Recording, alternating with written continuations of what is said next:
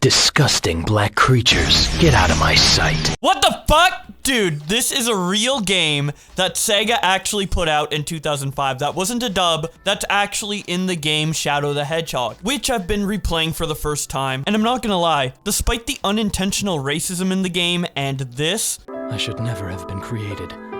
This is who I am. Hey, don't go there yet. I'm actually starting to enjoy the game, which is surprising because earlier this year I considered it one of the worst Sonic games. And the reason I disliked it so much were because of 3 levels in particular, being Central City, The Doom, and Lost Impact. All of which being maze-like stages that you can very easily get lost in, with 2 of those 3 levels' reasons for getting lost being so incredibly stupid. The reason Central City is so easy to get lost in is because in order to continue down the dark mission for that level, which is the mission you will most likely be doing due to the level being only accessible by playing most if not all of the dark missions prior, having this wall, this inconspicuous wall that looks like any part of the level, having to be exploded with TNT in order to reveal a spring and continue the way forward. Now, to be fair, that TNT is right in front of that wall, but in the other maze level that you could very well play prior, that same TNT is meant to be picked up and thrown at cracked walls.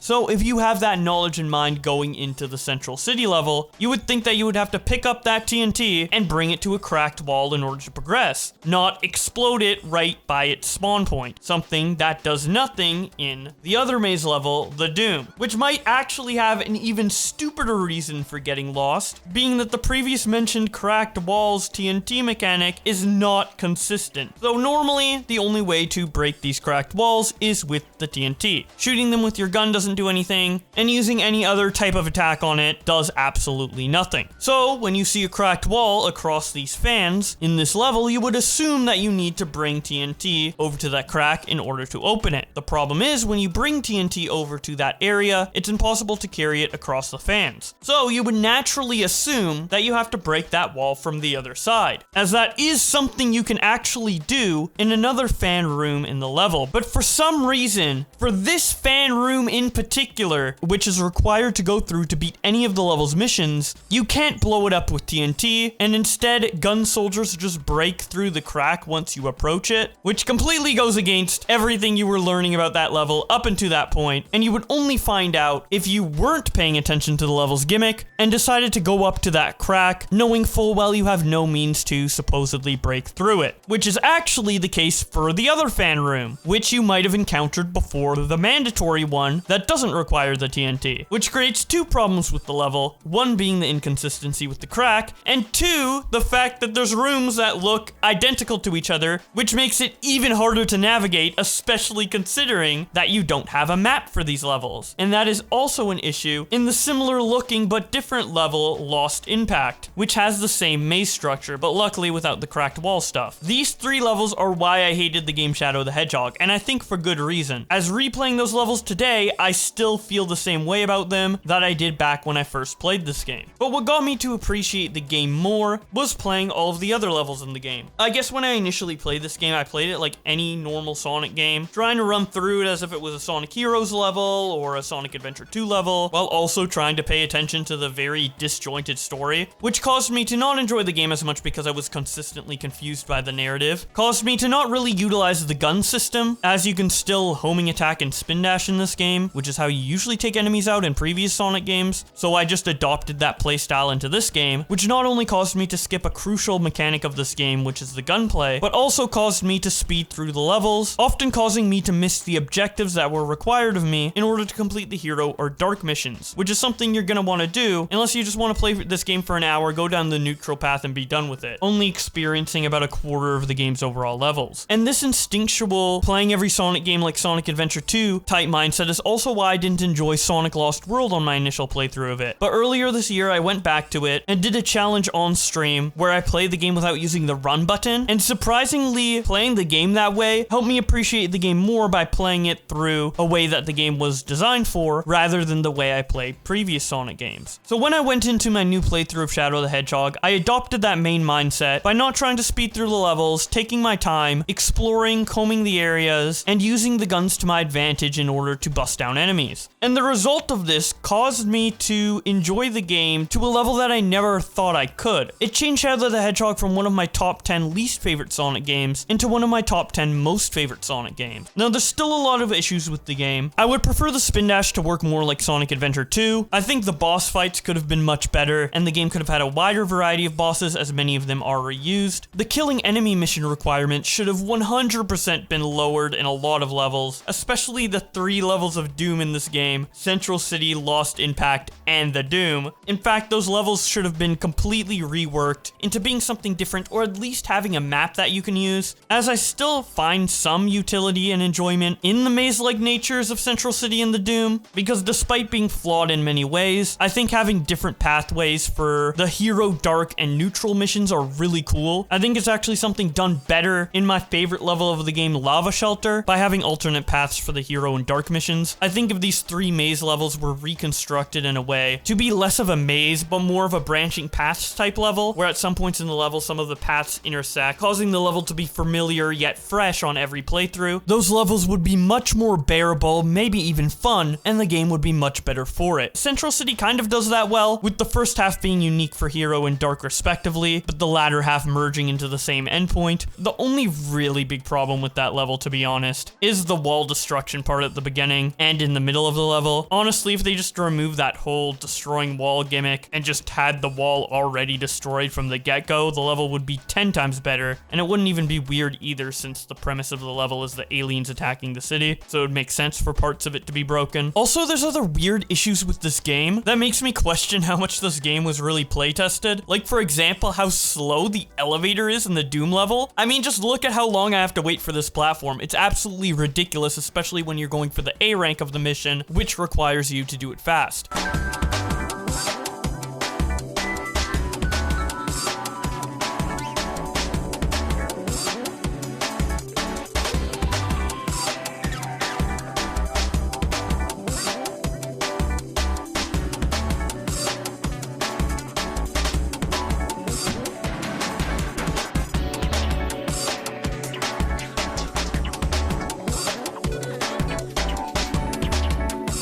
There's also other parts of the game where you die in places you really shouldn't, like this part in Space Gadget where it always launches you to the right, making it very likely for you to just fall off the stage, and stuff like waiting around for falling platforms in Cosmic Fall, and other very little problems like that that are scattered throughout the game. But those problems aside, and the story aside, which I know is a lot of problems, this game is legitimately great. And with more development time to iron all of that out, this game really could have been something special. Realizing stuff like this just makes me wish there was more 3D Sonic game remakes, because I feel almost every early 3D Sonic game could really benefit from one. Even the games that I consider good, like Sonic Adventure, Sonic Adventure 2, and Sonic Heroes, could all benefit drastically from more development time and a new modern coat of paint. 3D Sonic game remakes have already been proven to be amazing and add so much value to the old games through Chaos X's fan remake of Sonic 06. If you haven't checked that out, seriously do. He's only completed the Shadow and Sonic levels so far, but he has completely remade that game from the ground up and fixed so many minor problems that the original had that it almost feels like playing a completely different game, yet the same game that Sega meant to make all those years ago. It's like when you have really dirty patio furniture and you can barely make out any of its design, but then when you power wash it, it's the same thing but completely transformed into what it was meant to be. And I would love to see the same treatment done either by a fan or by Sega themselves for Shadow the Hedgehog, because I honestly think this game deserves it. I know it's weird to see a hedgehog with a gun, and the game is pretty much a meme, but there is something endearing by having such an edgy cartoon protagonist wielding a gun and mowing down aliens and robots. It's just pure fun. Maybe a bit cringe considering the series' origins,